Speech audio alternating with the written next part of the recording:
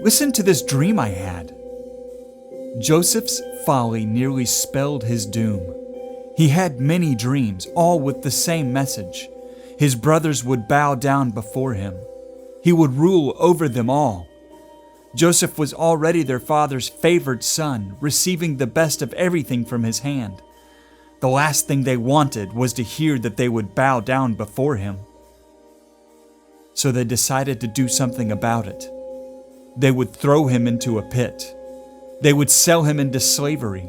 They would pretend he was dead and put an end to his dreams. They didn't realize their betrayal would be their salvation. Joseph was taken to Egypt, a slave. There he found favor with his master, ruling over the household with wisdom. But he was betrayed again and thrown into prison. There he met two men, a baker and a cupbearer, men with dreams they didn't understand. A vine with 3 branches squeezing clusters of grapes into Pharaoh's cup.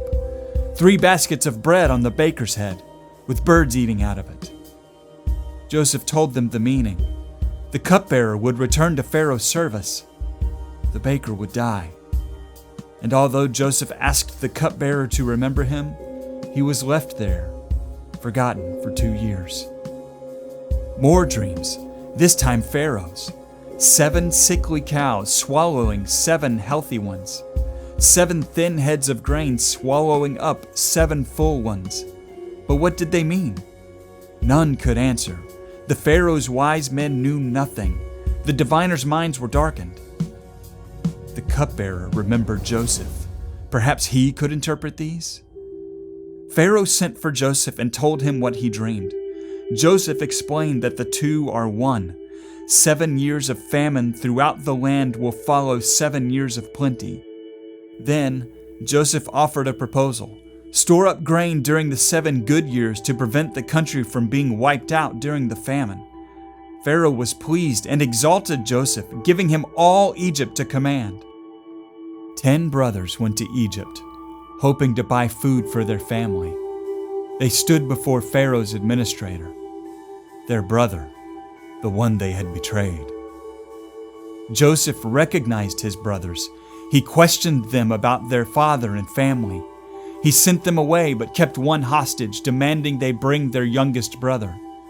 When they returned, he could hide his identity no longer. They bowed before him in fear, remembering their sin against him. But Joseph assured them they had nothing to fear. What they had intended for evil, God intended for good. They would be spared the famine. They would be welcomed into the land of Egypt where their family could grow and thrive until the day came when God would return them to the land He had promised.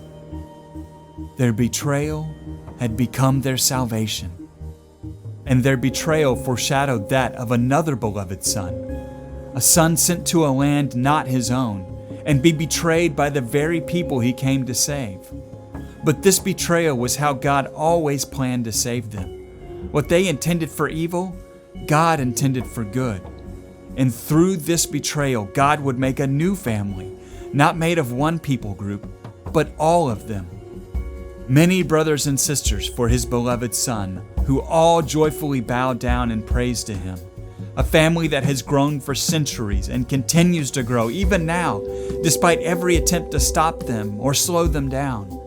Despite the threat of betrayal, the danger of persecution, and the seduction of prosperity, the family of God continues to add to its numbers and will keep adding to them until people from every tribe, tongue, and nation have been welcomed in, and the entire earth has bowed to the rule and reign of Jesus.